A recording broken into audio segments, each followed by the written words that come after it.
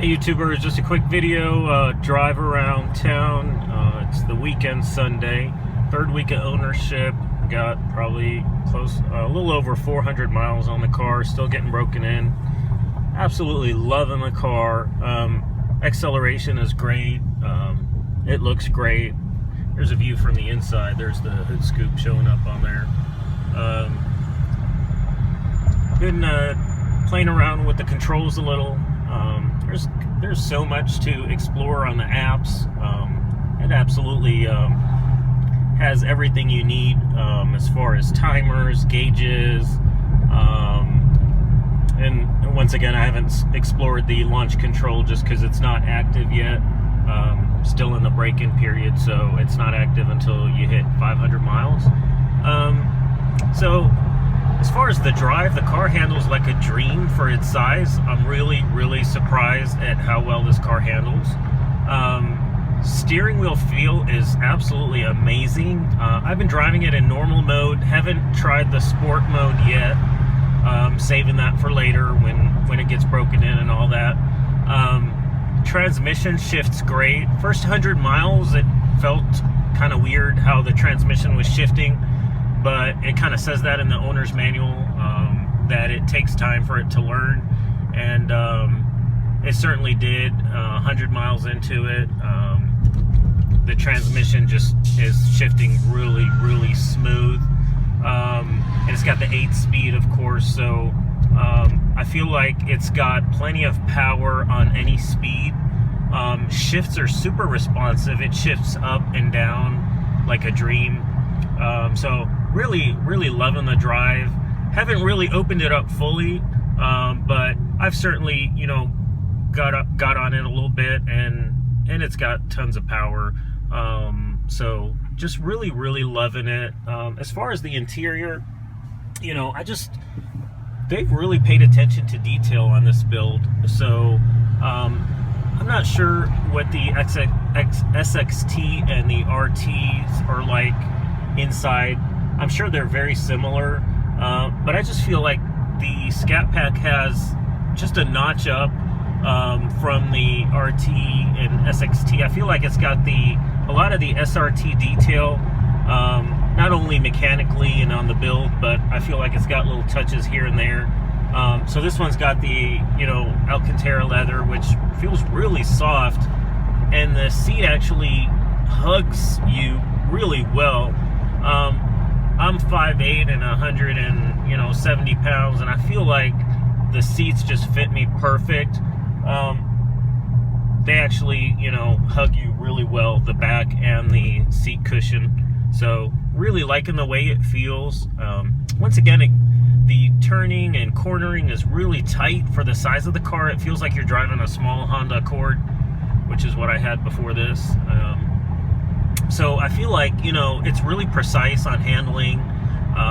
You've got really good feedback on the steering wheel. So really loving that. Right now you can see average miles per gallon is 17.1, and that's mostly city driving, actually mostly stop and go traffic. So really surprised at the gas mileage, and I've been told after the break-in period, after the first 500 or 1,000 miles, the gas mileage gets even better. So I'm really excited about that. Once again, you probably heard on other YouTubes, you buy a car like this, it's got a 6.4 liter Hemi, and you're really not buying fuel economy. So it's expected for it to consume some gas, and that's perfectly okay for the amount of performance that you get. And for me, this isn't my daily driver. I've got another vehicle that I use mostly to work and back. I just don't like getting into stop and go traffic every single day in this car. I'm just afraid someone's gonna bump into me or something. So really been driving it on the weekends and really loving it. The sound of the exhaust, the notes it's like music to my ears. And it's really civilized, just cruising. It's not loud, cruising around. Sorry about that, hit the wrong button. But yeah, absolutely, driving around town and cruising is really civilized and quiet. And then when you get on it, it's so satisfying. The exhaust note is just so satisfying.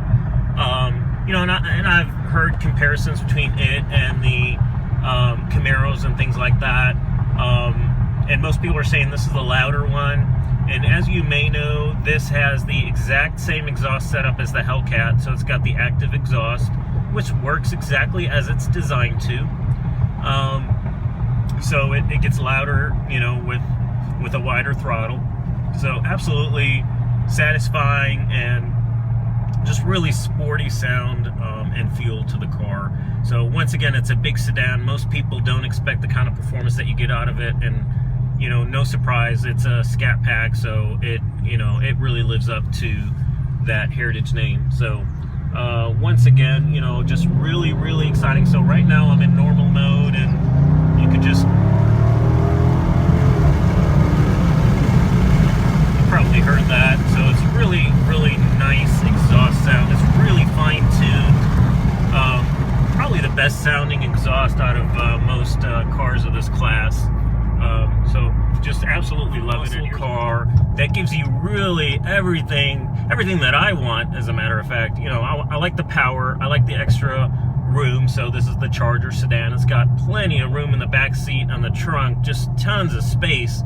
Once again, I don't know of any other car that gives you this much performance and practicality at the same time. So really, really pleased with my purchase. This is my second Dodge. I bought one many, many years ago, and the quality just wasn't there 15 years ago. So wasn't really impressed back then, but was a little nervous getting back into Dodge, but just from all the stereotype that you hear about Dodge. But I'll tell you what, this car is refined by all means, and it certainly is up to par with any other refined car that's on the market these days. A friend of mine has a Chevy SS, and it's pretty well rounded and refined, and I feel like this is either right there or a notch higher when it comes to quality of build, craftsmanship, and just overall drive quality. So really, really satisfying car.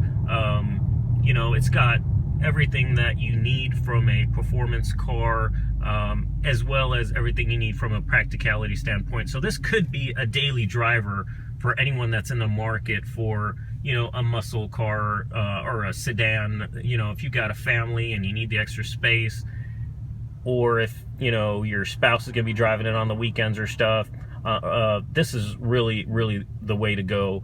I've got another convertible, which is really cool. It's a hardtop, and it's nice to put the top down every once in a while, but there's just not enough space in the back seat. But with this, you get you certainly don't have the convertible, but you've got this one's got a sunroof, which I made sure to order that just because it gives you it kind of, it's just cool to have a sunroof and open it up when the weather's nice. So I kind of like that. But it's got the performance and all the room that you need, and the handling is just perfect. I wasn't looking for a track car, so I'm not too concerned about track times and things like that. Not to say it, I've heard some really some YouTubers that had some really good track numbers, but that's not what I bought this car for. It's kind of for me, it's a fun car that I can drive on the weekends, put the family in the back seat, and just do everything you could normally do with a regular car, like a regular sedan or a small crossover or something like that. So once again, you can tell it's mostly city driving. I don't get on the highway a whole lot, so for it to do, you probably saw that 4-cylinder green light in the center of the economy meter turn off, and as you know, that's the active, forgot what they call it, but it basically turns off 4 of the cylinders and runs on 4 cylinders when you're cruising. So it's really cool, and that probably helped it achieve the 17.2 miles per gallon that you see right now. And it's a mix of sporty driving and just cruising. So once again, I'm really satisfied with that.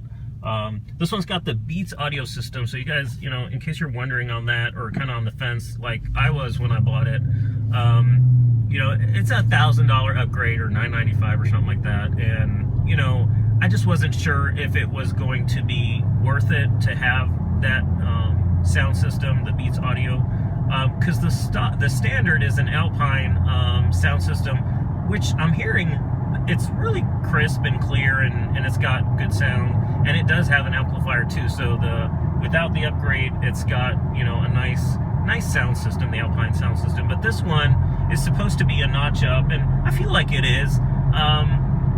So it's got the sub in the trunk, and it's 500 plus amplifier built in. So I'll tell you what, it sounds really crisp and clear.